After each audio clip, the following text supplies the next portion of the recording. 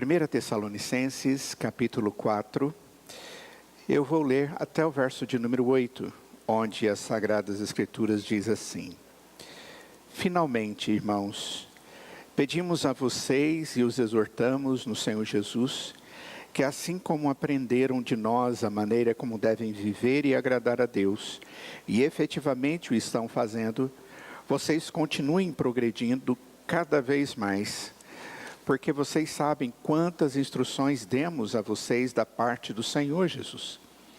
Pois a vontade de Deus é a santificação de vocês, que se abstenham da imoralidade sexual, que cada um de vocês saiba controlar o seu próprio corpo em santificação e honra, não com desejos imorais, como os gentios que não conhecem a Deus, e que nesta matéria ninguém ofende nem defraude o seu irmão, porque contra todas estas coisas, como antes já avisamos e testificamos, o Senhor é o vingador. Pois Deus não nos chamou para a impureza, e sim para a santificação. Portanto, quem rejeita estas coisas, não rejeita uma pessoa, mas rejeita a Deus, que também dá o seu Espírito Santo a vocês. Oremos. Ó Deus, fale ao nosso coração através da Tua palavra. Abra o nosso entendimento, iluminado com o Seu Espírito, para que na clareza da Tua palavra nós possamos ser não só desafiados, mas orientados, conduzidos a viver segundo o Teu poder e a Tua graça, possamos viver o Teu querer. Ó Deus, em nome de Jesus, é que nós oramos. Amém. Queridos, amada igreja, nós, como comecei hoje pela manhã, no estudo de 1 João, eu digo que nós vivemos em um mundo que exalta algo que não é bom. Nós vivemos num mundo onde a imoralidade, a corrupção dos valores de Deus tem se tornado algo comum, algo muito comum. E diante de uma festa como essa, chamada Carnaval, e eu creio que o Carnaval é exemplo claro de uma cultura que incentiva a sensualidade, a imoralidade, a embriaguez, há uma clara rebelião contra Deus. Porque são coisas que a Escritura fala de uma maneira muito corriqueira, repetindo e de maneira clara. O que a gente percebe nessa festa e coisas como festas outras que nós temos no nosso país, que tudo é feito com uma enorme intensidade. Desculpem. Dá-se uma ideia de que é o tempo que vale tudo. É um tempo onde vale a imoralidade, a sensualidade, a bebedeira, o desrespeito, a desonra. Mas tudo isso contra Deus. Eu faço isso contra mim mesmo, contra as pessoas que estão comigo, mas o texto diz que é uma rebelião contra Deus. Como se tudo fosse aceito, possível. Afinal de contas, é carnaval. Contudo, a palavra de Deus, ela nos chama a um viver santo. Esse texto nos chama a uma vida santa. Uma vida separada para viver os propósitos de Deus, encontrando e vivendo uma alegria não em circunstâncias, naquilo que está fora de nós, mas naquilo que agora impera dentro do nosso coração, que é o próprio Senhor, com a presença do seu Espírito e com a sua palavra que entra na nossa mente, no nosso coração e traz-nos discernimento do que é alegria. Alegria é o Senhor, é Deus, e poder viver para Ele. Contudo, o homem, de uma maneira geral, caído, e nós fazemos parte desse grupo geral de seres humanos, a não ser que o Espírito de Deus venha e nos convença nós vamos continuar buscando alegria comprada, investida nos meus próprios esforços. E como disse a vocês semana passada, é algo que eu compro, entre aspas, divirto e vou embora. E aquilo tudo desvaneceu. E na verdade o que fica é um grande peso de consciência. Aqui nesse texto de 1 Tessalonicenses, o apóstolo Paulo instrui os crentes, a igreja, a viver de maneira que Deus gosta. E se Deus se agrada, sem sombra de dúvida, é o melhor para nós. A grande ênfase, santificação. Não como se santificação fosse alguma coisa extremamente diferente daquilo que Deus quer para nós. A santificação, ela é simplesmente uma marca da vida de um cristão.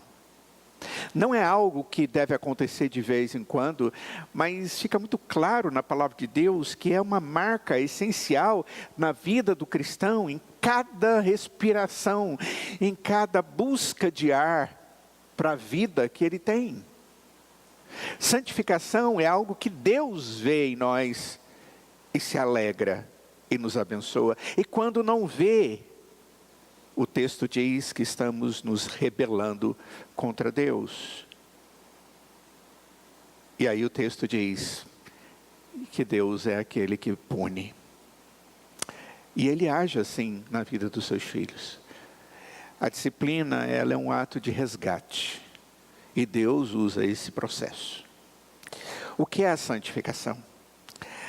A santificação, ela não é algo que Deus coloca para nós como uma possibilidade. A santificação é uma exigência, é uma marca para aqueles que desejam ver a Deus. No livro de Hebreus, no capítulo 12, livro que nós temos estudado, o texto diz: procurem viver. Capítulo 12, verso 14 de Hebreus. Procurem viver em paz com todos e busquem a santificação. E o texto é muito claro ao dizer: sem a qual, essa santificação, ninguém verá o Senhor. É porque se não existe santificação, não existe vida. Para ver a Deus, eu tenho que ter a vida que Deus me dá. E a vida que Deus me dá através do sangue remissor de Cristo, através da presença dEle em mim, produz santidade. É algo natural, não é sobrenatural o cristão viver diante de Deus em santidade. Mas o Senhor diz que o que é correto, o que se espera é que alguém seja reconhecido por ser um cristão, ao ser contemplado a sua vida santidade. É assim que Deus olha para nós.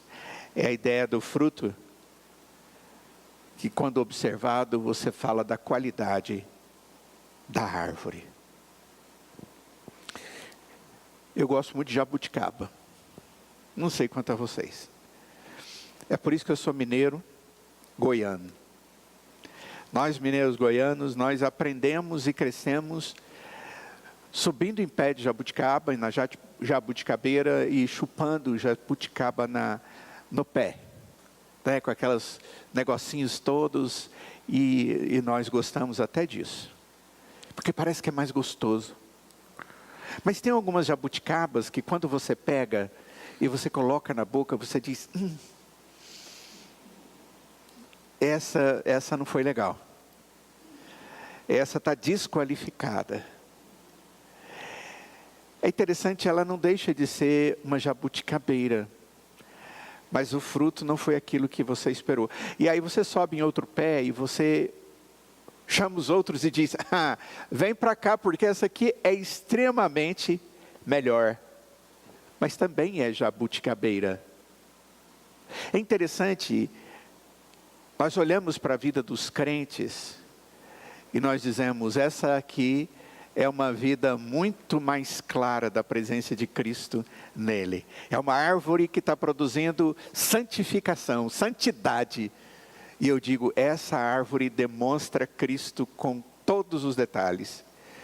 E aí eu olho para outra, a jabuticabeira também, foi alguém que Deus amou, morreu na cruz por ele, ele creu no Senhor Jesus, ele é salvo, mas a jabuticaba dele não é tão agradável, e eventualmente ela morre.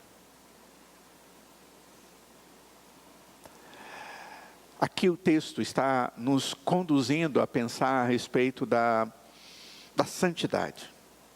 É uma exortação, é uma chamada, é uma advertência à santidade, mas no meio de um mundo corrompido. Puxa vida, terceira mensagem que eu estou falando a respeito disso. Semana passada, nós estudamos João capítulo 17, o Senhor Jesus fazendo uma oração ao Pai, e dizendo: Pai, eu peço por eles. Tantos eles como eu não somos do mundo. Eu não peço que o Senhor os tire do mundo, mas que o Senhor os guarde do mal. O que o Senhor Jesus estava pedindo era que nós pudéssemos viver a realidade do mundo onde vivemos. E ali a ideia de mundo é da associação de todas as coisas que cooperam negativamente para aquilo que é bom, aquilo que é corrompido. Isso é chamado de mundo. Nós vivemos no meio desse mundo corrompido. Mas Deus diz: guarde-os do mal, proteja-os, santifica-os na palavra, a tua palavra é a verdade. Separa-os para o Senhor, cuida deles e dê a eles condição de viverem como servos de Deus no meio desse mundo. E é exatamente isso que nós estamos fazendo. Nós estamos exatamente no meio de uma festa pagã, onde a imoralidade, a corrupção da alma e do corpo é um grande chamado, e nós estamos sendo chamados pelo Senhor para vivermos no meio disso tudo, como aqueles que se mantêm em santidade. A primeira coisa que nós vemos no verso 1 e no verso 2 é a chamada, é o chamado à santidade. Observem comigo, ele diz: finalmente, irmãos, pedimos a vocês e os exortamos no Senhor Jesus, que assim como aprenderam de nós a maneira como devem viver e agradar a Deus, e efetivamente o estão fazendo, vocês continuem progredindo cada vez mais. Porque vocês sabem quantas instruções demos a vocês da parte do Senhor Jesus. Eu quero dizer que eu uso essas palavras do verso 2 do apóstolo Paulo, a vida daqueles que se preocupam em estudar a Escritura e ensinar a Escritura para a igreja do Senhor Jesus. É como se eu pudesse chegar à semelhança do apóstolo Paulo, eu não o sou, mas dizer: porque vocês sabem quantas instruções nós temos dado a vocês, que não são nossas, são da parte do Senhor Jesus, porque nós lemos, ensinamos e ensinamos de novo, e mais uma vez, e outra vez mais, os princípios elementares da vida cristã. E muitas vezes a igreja do Senhor Jesus, diante do mundo e das ofertas, ela está como uma criança que não cresceu, como aqueles que ao invés de serem espirituais, são achados como carnais. Essa é a linguagem do apóstolo Paulo em 1 Coríntios, desde o primeiro capítulo até o capítulo de número 3. Aqui nesse texto, Paulo está enfatizando que a vida cristã, ela não pode ser uma vida estática, onde eu me agrado com aquilo que já vivo. A vida cristã, ela é uma coisa que tem que ser progressiva. Tem que haver crescimento. Eu tenho que deixar de ser criança na fé e tornar alguém experiente na fé. Aquele que é criança na fé, diz a Escritura, bate um vento de doutrina para cá, ele vai para lá. Bate um vento para cá e ele vem para cá. E ele, ao invés de fortaleza na Escritura que dá para ele como ter os seus pés estacados naquilo que é a verdade, na rocha que é Cristo Jesus, ele tem uma espiritualidade que dá a ele muita fragilidade. E por causa das coisas do mundo, a gente fica sujeito ao pecado. O crente, o verdadeiro servo de Deus, ele deve crescer continuamente. Em quê? Na sua obediência a Deus e na santificação. O que mais Deus tem para a minha vida que precisa ser melhorado? E você diz, mas eu já tenho muito, e como é bom, eu vejo detalhes do crescimento, mas eu vou dizer a você, não basta. Porque o modelo de crescimento não é uma pessoa que você admira na igreja. O modelo de crescimento é Cristo Jesus. Para que sejamos a imagem do seu Filho. A Escritura diz que Deus nos chama e nos salva para sermos conforme a imagem de Jesus. Queridos, na medida e da estatura de Cristo, Efésios capítulo 4, é muito grande. A estatura do Deus homem, a estatura daquele que nunca pecou, daquele que obedeceu e cumpriu exigências difíceis, inclusive a da morte, porque Deus, o Pai, havia determinado que Ele faria isso para a redenção dos homens. A Escritura diz que Ele foi tentado em todas as coisas, e eu tenho certeza que você não foi tentado em todas as coisas. Mas em muitas, sim. A vida cristã, ela não pode ficar parada. Ela sempre tem que olhar para frente e dizer, agora, Senhor, o que mais? Me fortaleça nisso. Me qualifique para ser encontrado perfeito na Tua presença através do Teu agir.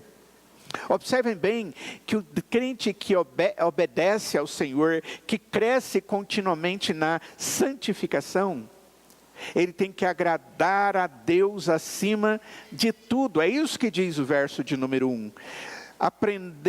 Aprenderam de nós a maneira como devem viver e agradar a Deus.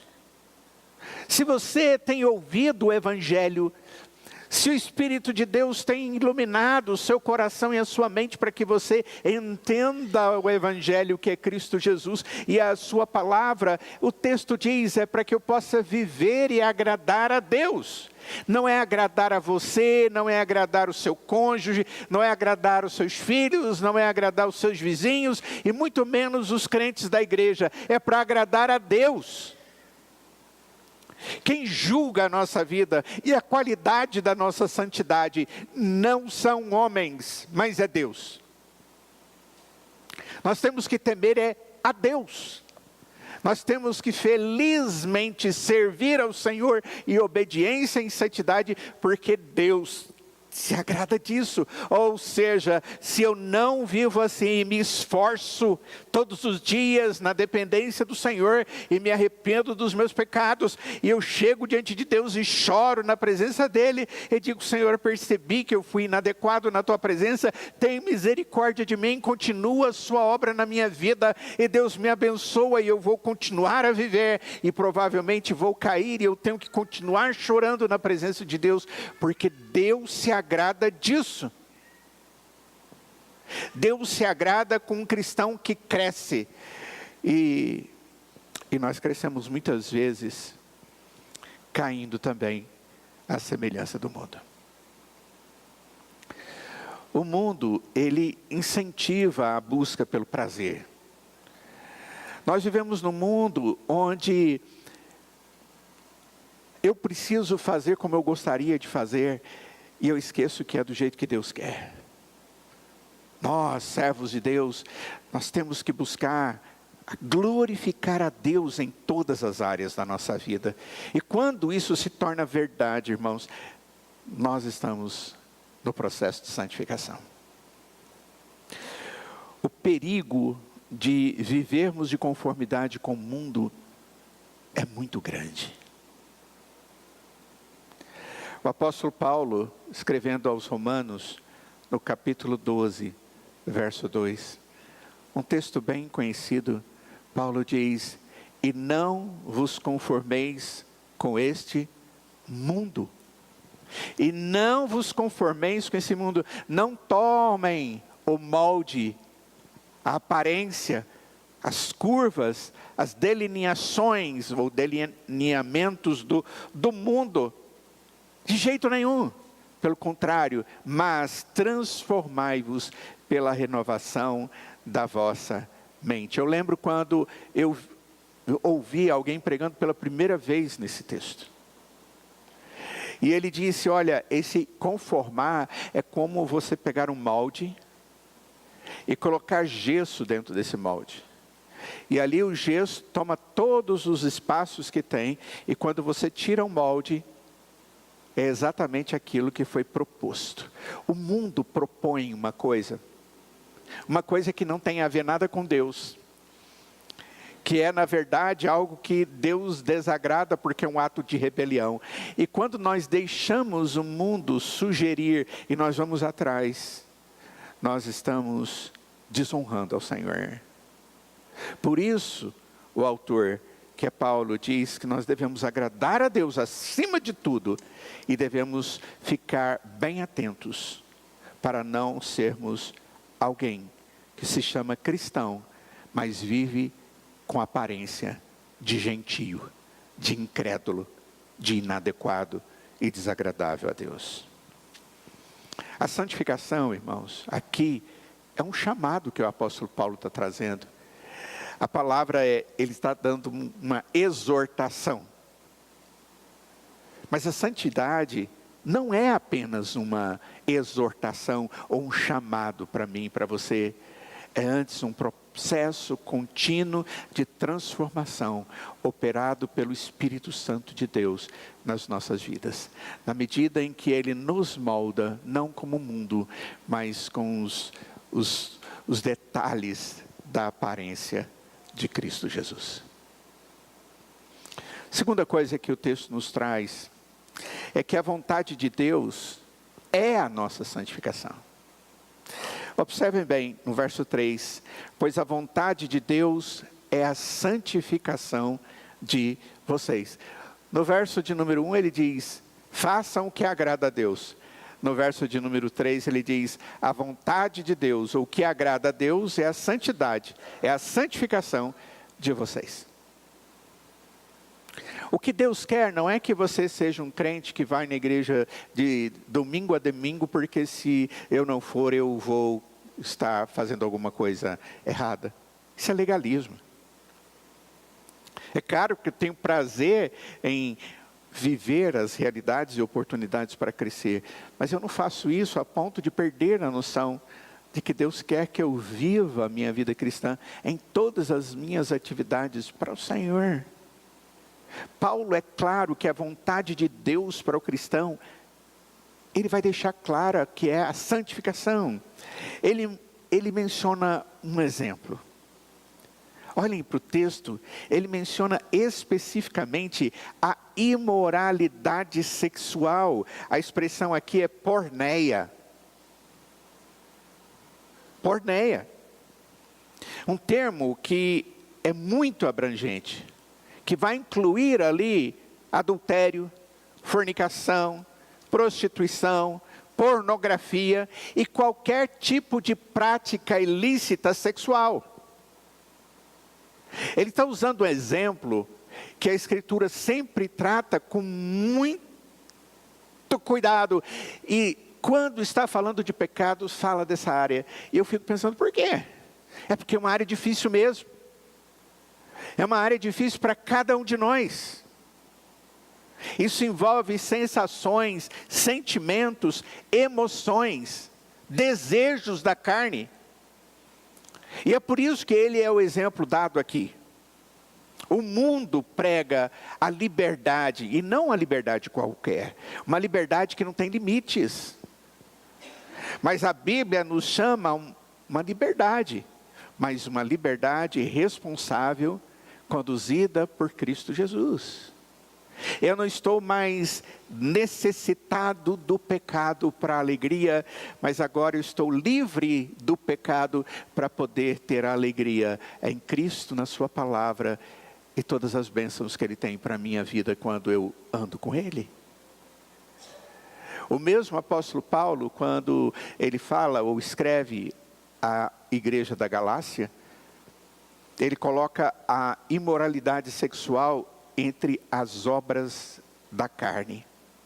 E ele adverte: os que tais coisas praticam não herdarão o reino de Deus. É como se ele estivesse dizendo: essa coisa, essa atitude, essa prática é de quem não crê.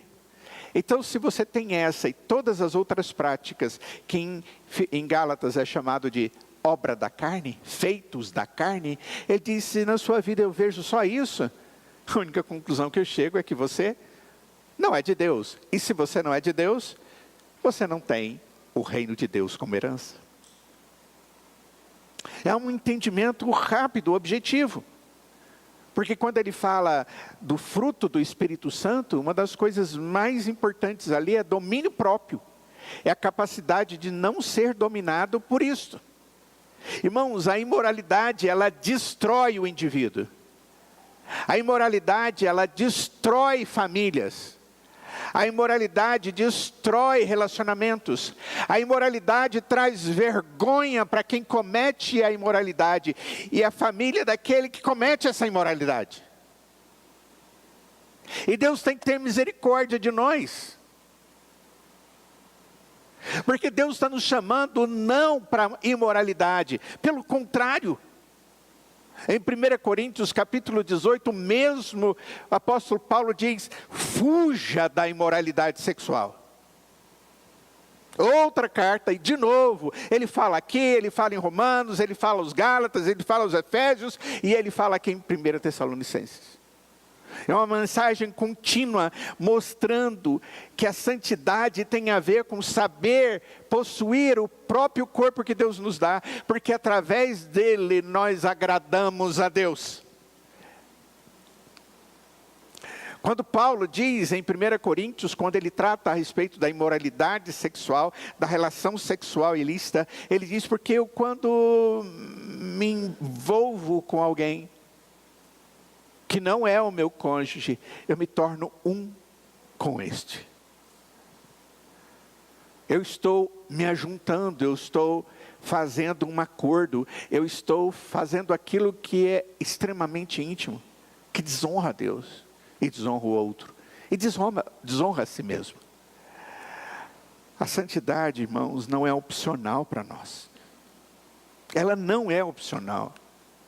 Esse negócio de um cristão que vive mais ou menos, como se fosse um cristão carnal, isso não existe. Na Escritura fica bastante claro, porque quem pertence a Deus deve se afastar da contaminação do pecado, ele tem necessidade disso, caso contrário ele vai sofrer. O apóstolo Pedro também afirma isso, constantemente na sua primeira carta, a respeito da importância da ordem divina para a santidade do cristão. Observem 1 Pedro capítulo 2, a partir do primeiro verso. 1 Pedro 2, a partir do primeiro verso. Ele diz: despojando-vos, portanto, de toda maldade e dolo, de hipocrisias e invejas, e de toda sorte de maledicências. Olha só, ele está dizendo: joga fora essas coisas. Despojar é lançar fora, lançar de perto, não tocar nisso. Em contrapartida, no verso 2, depois de ter despojado, eu digo não para isso, eu tiro a velha roupa. Desejai ardentemente como crianças recém-nascidas. Somos novas criaturas, e nós devemos, como crianças recém-nascidas, desejar o genuíno leite espiritual, para que por ele vos seja dado crescimento para salvação. E aí você diz: mas a Escritura diz que quando eu creio eu já sou salvo, e é verdade. Mas é interessante porque Deus começa um processo de santificação. Eu já sou salvo, mas eu estou sendo salvo todos os dias, na medida em que Deus vai me dando crescimento, fortalecendo a minha aparência de Cristo e cada vez mais destacando a minha salvação. E ele chega no verso 3 e diz: e se é que já tendes a experiência de que o Senhor é bondoso. É como se ele estivesse dizendo, epa, o contrário desse crescimento para a salvação, se você não está buscando isso na sua vida, eu pergunto, você já tem a experiência de que o Senhor é bondoso? Ou eu posso interpretar o texto com a expressão visto que, como se ele estivesse dizendo, e você tem um crescimento para a salvação, visto que você já experimentou do Senhor na sua vida. Eu não quero duvidar de você, e nem Pedro queria duvidar. Ele queria enfatizar e dizer, visto que você creu no Senhor Jesus, epa, esse Deus te dá crescimento todos os dias, enfatizando e reafirmando a sua salvação. Deus não terminou sua obra. Ele continua a sua obra. Quando nós cremos e fomos salvos, nós fomos introduzidos numa obra que está sendo feita e é eterna. Mas até que Cristo vem, nós estamos vivendo no mundo e correndo o risco de pecarmos contra Deus. Eu e você. Cada pessoa que realmente acredita em Cristo é cada vez mais transformado à sua semelhança. Essa é uma frase de John Piper. Cada pessoa que realmente acredita em Cristo é cada vez mais transformada à semelhança de Cristo. Deus, Ele nos fez novos para termos uma esperança inabalável. Para termos uma vida segundo o propósito dEle, agradando a Ele. Diante disso, queridos, nós temos que obedecer. E a obediência é, coloque de lado, despoje, e se vista com uma nova identidade que Deus te deu. Você é um cristão, separado por Cristo, para viver para Ele. Encontramos essas expressões que vêm a mim e vêm a você. E é um desafio. Como pensar no carnaval para cristão, olhando para esse tipo de texto da Escritura? Não dá. Essas coisas não conciliam. Uma outra verdade que o texto nos traz, é um chamado para uma vida digna e controlada. É o verso 4 e o verso 5, que diz que cada um de vocês saiba controlar o seu próprio corpo em santificação e honra. Você saiba possuir e controlar o seu próprio corpo. Essa ideia de controlar o seu próprio corpo é colocar o nariz para o rumo certo. A gente brinca muito com os filhos, principalmente quando eles chegam na adolescência e fala assim, você acha que você é dono do seu nariz? Alguém falou isso para você quando você era adolescente? Olha que narizinho empinadinho. E é verdade, ele está ali ainda boiando, ele viu só alguns anos de vida. E os pais são aqueles que já vivem há mais tempo e tem que pegar o filho e colocar o nariz dele por um certo. E ele tenta olhar para lá e ele dá um tapa no nariz dele e vai, é aqui ó. Vai, é aqui ó. Vai para Cristo. É você que é pai que diz para o seu filho, Jesus é Salvador, creia nele. É o Espírito Santo de Deus quem abre os nossos olhos para vermos a cruz e Cristo e nos dá força de irmos. Mas Ele também é aquele que diz, a partir de agora você tem a salvação, você tem o Espírito, honre e tenha uma vida digna, tenha uma vida controlada pelo Senhor. Tenha o seu próprio corpo para honrar o Senhor. O verso 5 diz, não com desejos imorais, como os gentios que não conhecem a Deus. Porque desejo imoral que eu coloco em prática é coisa de incrédulo. Deus tenha misericórdia de nós. Porque nós, o povo de Deus, somos chamados a viver de maneira a demonstrarmos um autocontrole, um domínio próprio.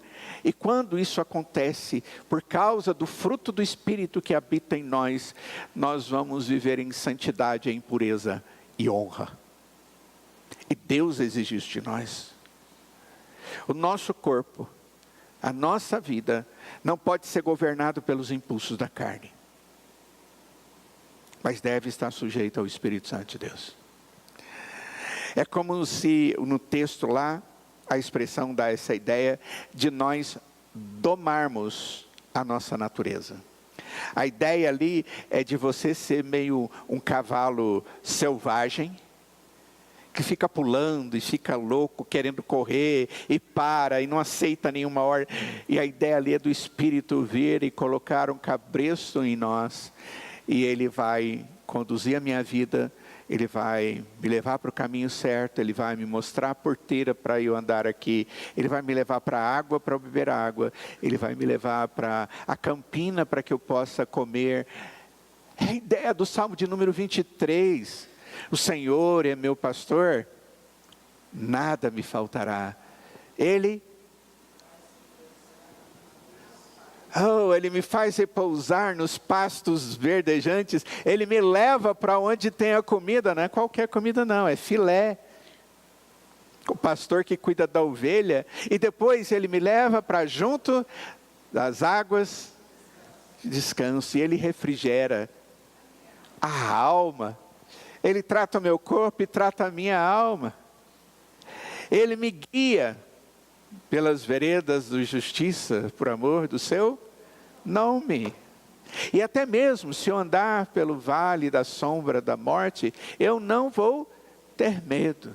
E ele termina dizendo: bondade e misericórdia certamente me seguirão todos os dias.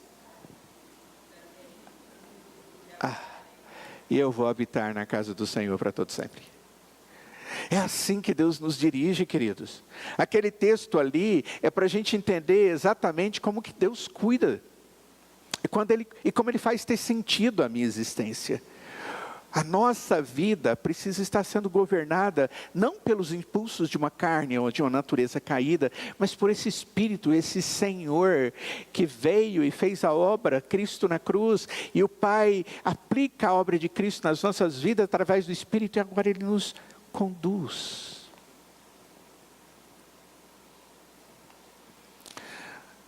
Paulo diz algo semelhante em Efésios capítulo 5. A partir do verso 17, quando ele diz: por esta razão, não sejam insensatos, mas procurem compreender qual é a vontade de Deus, e não se embriaguem com vinho, pois isso leva à devassidão, mas deixem-se encher do Espírito, falando entre vocês com salmos, hinos e cânticos espirituais, cantando e louvando com o coração ao Senhor, dando sempre graças por tudo a vosso Deus e Pai, em nome de nosso Senhor Jesus Cristo. A orientação é: não se percam com aquilo que tira o controle da sua vida, mas estejam sendo preenchidos pelo Espírito que controla a sua vida, e você pode ser controlado por Ele. Quando o Espírito controla a minha vida, eu tenho domínio próprio. Eu sei o que fazer e estou entendendo a vontade de Deus. Mas quando eu me embriago, eu perco o domínio de mim e faço loucuras. Loucuras. Porque é algo enebriante. É algo que tira de mim a lucidez e me torna um animal. Provérbios capítulo 20, no verso 1, a Escritura diz: o vinho é escarnecedor, e a bebida forte alvoroçadora. Todo aquele que por eles é vencido, não é sábio. Não brinquem com isso. Não brinquem com esse negócio, porque pode terminar mal. Eu ando muito preocupado com o amor que os crentes andam tendo por bebidas alcoólicas. Aí ele diz: mas eu não bebo uísque. Não deve mesmo.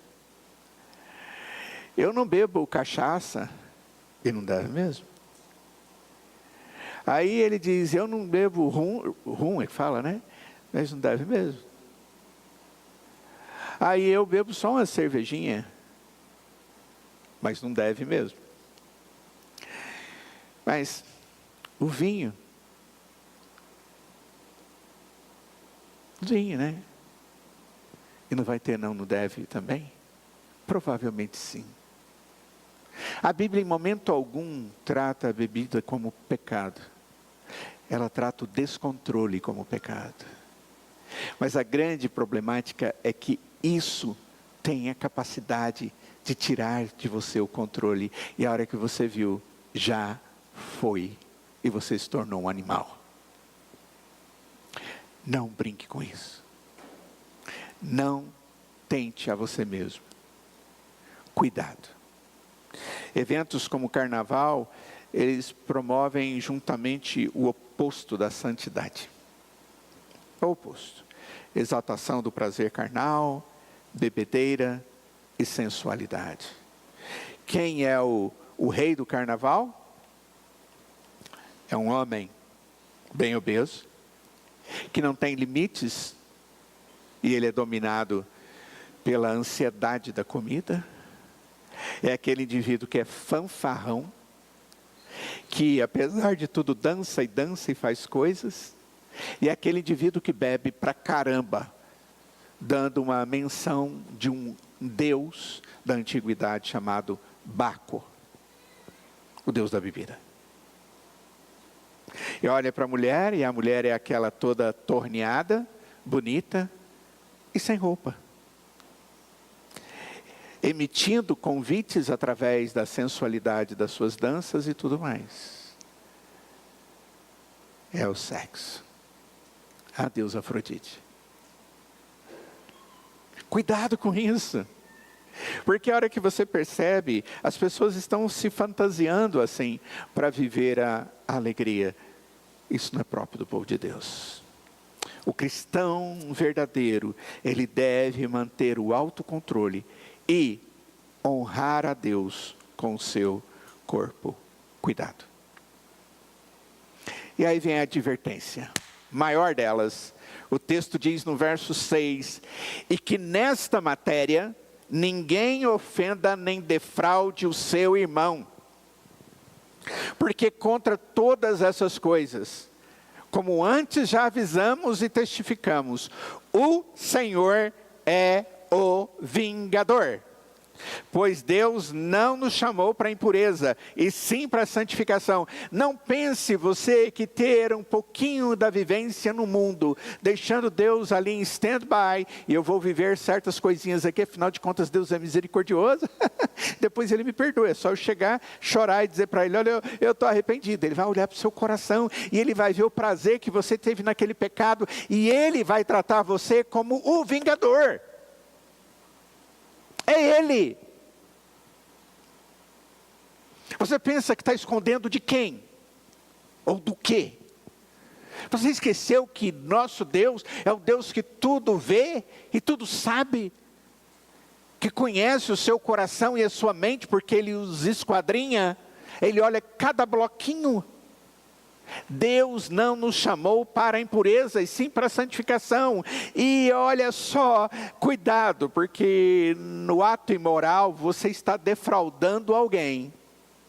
Na bebida você está fazendo algo exagerado. Está maltratando a si mesmo. E Deus vai tratar isso. Embora Paulo lembre que Deus é vingador e não deixará a imoralidade sem punição, ele está agora só fazendo uma advertência. Deus não nos chamou para a impureza, mas para a santificação. O carnaval e outras festas mundanas promovem relacionamentos ilícitos, traições e bebedeira, como algo comum. Eu estava assistindo há pouco tempo atrás uma série mexicana. É assim, um esforço danado. Eu não dei conta. Porque a série alguém que era um dono de um cartel de transporte de tóxicos. Ele é o mocinho do filme. E aí você começa a torcer pelos negócios errados dele. Dá aquela ideia assim de que, né? Aí eu falei, não dou conta disso, não está certo. Mas uma das coisas mais interessantes naquela série é que todas as cenas tinham eles bebendo tequila. Todas. Você querendo ou não, você vai ver todos eles, em qualquer nível, chefão, bebendo o tempo inteiro. E parece que eles competem. Eu disse, chega para mim, não quero mais assistir isso. Não é para mim. É não se envolver mesmo. Cuidado, porque as coisas elas são plantadas na mente da gente. Dê uma olhadinha, querido, nas novelas da Globo. A Globo, porque é a que mais tem novelas historicamente, em quantidade e tudo mais, ela se envolveu com uma filosofia woke, de apoio da imoralidade, da homossexualidade, da sensação de que as bebidas e outras coisas são normais, e a infidelidade. E você, a hora que vê aquela mulher lá dele também é tão jararaca, né? Olha essa mocinha tão bonita, tão formosa, tão amorosa. E aí ele sai, e ao invés de ir para casa, ele vai para a mocinha, que não é a esposa dele. E a hora que você vê, você fala, nossa, que lindo, olha, o amor floresceu. O amor, o pecado floresceu. O amor não é isso. O amor é fiel. O amor edifica. O amor constrói. Ele é altruísta. Ele não é egoísta. Ele não é mundano. E a hora que você percebe, você está lá, torcendo para aquela relação ilícita. Cuidado, porque nós estamos sendo bombardeados no mundo por coisas assim. Umas são fáceis de ver, outras parece que estão maquiadas. A gente simplesmente come, e come, e come, e depois passa mal. E o seu filho adolescente assiste. Eu me lembro quando começou a passar a série Malhação. Tem muito tempo, gente, Malhação é antigo. E os temas mais pesados começaram a ser inseridos naquele negócio. Aquilo era um seriado que tinha uma proposta e se tornou algo bem maior, mas eles vêm destruindo princípios, e destruíram princípios na mente, no coração dos nossos adolescentes, durante anos e anos. E quando tinha o primeiro beijo de 2 homens, de 2 mulheres, eles faziam mídia. Hoje vai ter o primeiro beijo, e você fala, você quer realmente ver isso? Isso realmente tem a ver com o desejo do seu coração? E o Ibope o Ibope dá aquela subida de pessoas assistindo, porque algo de moral. A fulana de tal ficou totalmente nua na novela das 10 que tinha. E deu um Ibope, uma coisa fantástica. Esse é o mundo. Esse é o mundo que nós vivemos. E eu e você precisamos saber ter o nosso próprio corpo e dominar a nossa própria vida. É o que existe aqui como observação da Escritura.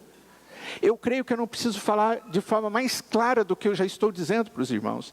E talvez alguns de vocês possam estar dizendo, você está dando muito exemplo, né? Tá bom, já entendemos.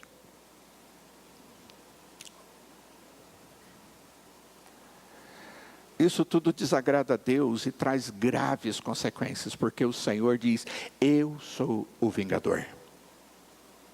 É Deus. Romanos capítulo 1, Paulo, a partir do verso de número 24, depois dele falar do homem, começar a adorar a criatura ao invés do Criador e fazer coisas erradas, e aí vem a punição de Deus. 24 a 28 diz, por isso, como punição, Deus os entregou à impureza pelos desejos do coração deles, para desonrarem o seu próprio corpo entre si. É Deus punindo o homem para pecar. Você quer pecar mesmo? Então agora, esse tipo de pecado vai ser para você punição, porque você não vai conseguir sair disso. Isso vai te destruir, Deus vai te manter ali. Verso 25, eles trocaram a verdade de Deus pela mentira, adorando e servindo a criatura em lugar do Criador, o qual é bendito para sempre. Por causa disso, Deus os entregou a paixões vergonhosas, porque até as mulheres trocaram o modo natural das relações íntimas por outro, contrário à natureza. Da mesma forma, também os homens, deixando o contato natural da mulher, se inflamaram mutuamente em sua sensualidade, cometendo indecência, homens com homens, e recebendo em si mesmos a merecida punição do seu erro.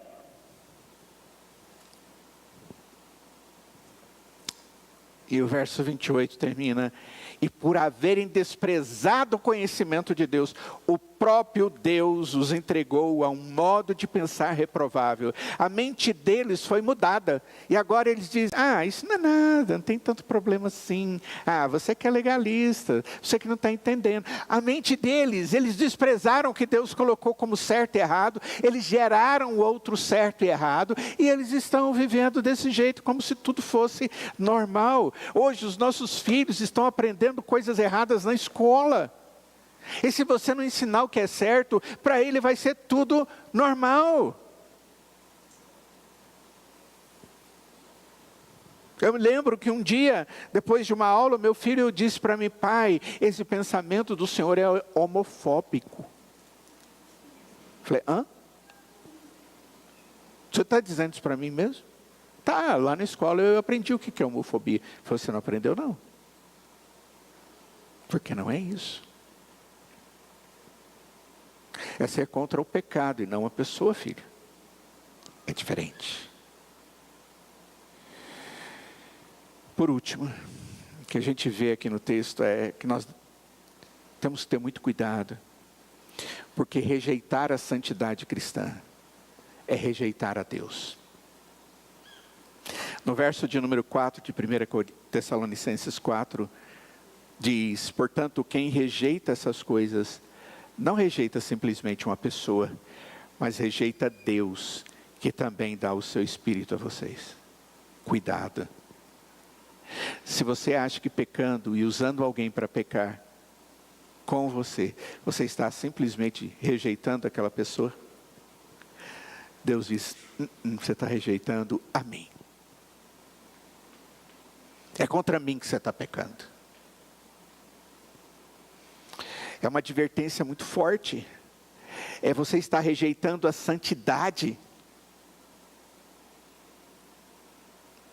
Rejeitar a santidade não é apenas desobedecer a um ensinamento humano, mas é rejeitar o próprio Deus, o Espírito Santo que habita em nós.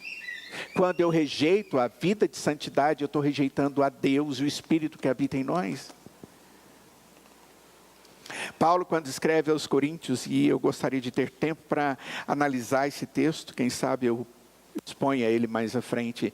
O apóstolo Paulo diz que nós não devemos nos colocar em jugo desigual com incrédulos, pois que sociedade pode haver entre a justiça e a iniquidade, ou que comunhão entre a luz e as trevas?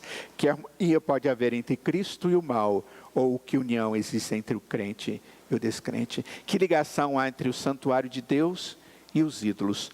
Porque nós somos santuário do Deus vivo, como Ele próprio disse: habitarei e andarei entre eles, serei o seu Deus, e eles serão o meu povo.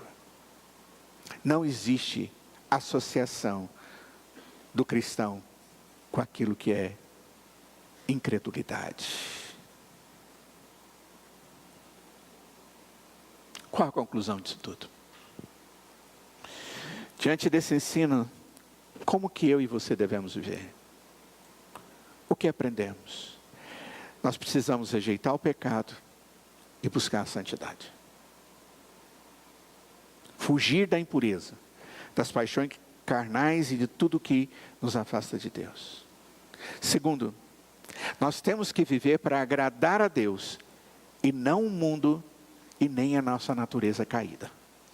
Porque a nossa vida tem que refletir os valores do reino, e não as práticas corruptas da sociedade. Terceiro, exercer autocontrole, domínio próprio.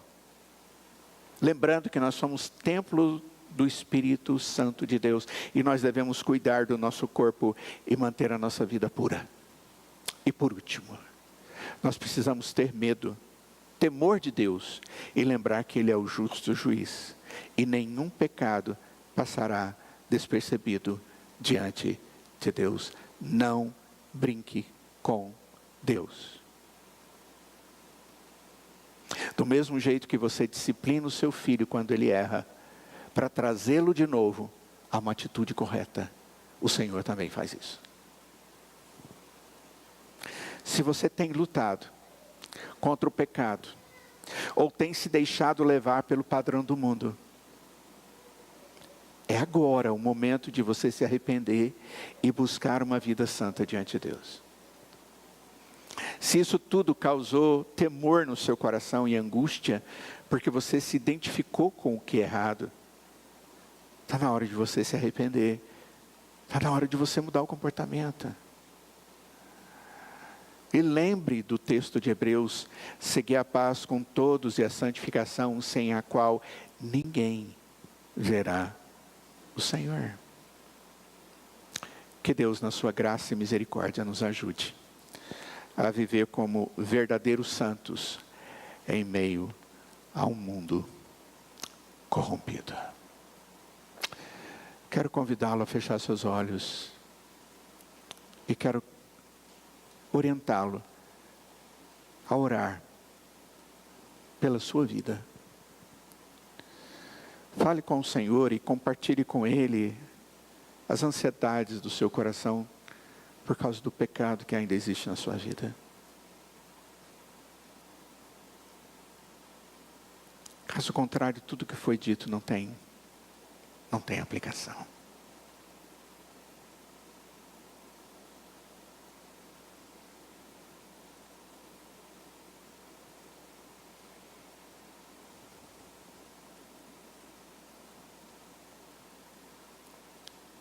Continuando na sua oração, ore pela igreja do Senhor Jesus, nesse tempo do carnaval. Ore pelos irmãos que estão frágeis, estão sendo assediados pelo mundo, pelo diabo. Peça a misericórdia do Senhor sobre a vida da igreja, para libertar esses e trazê-los para a santidade em Deus. Interceda por essas pessoas, pelos seus irmãos na fé, pelos nossos irmãos na fé.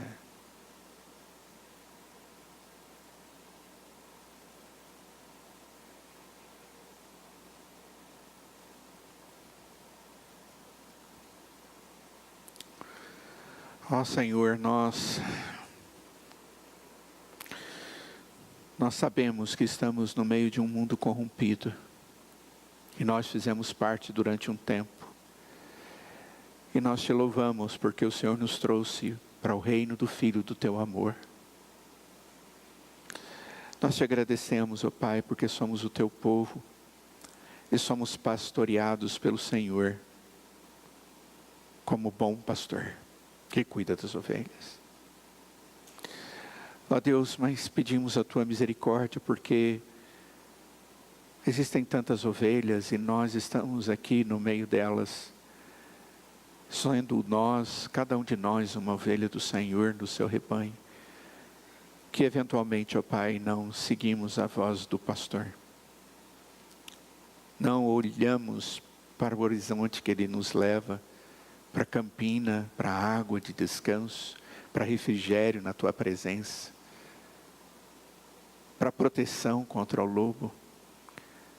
E nós desobedecemos e pedimos, Pai, que o Senhor desperte o nosso coração para percebermos isso e nos arrependemos, Pai.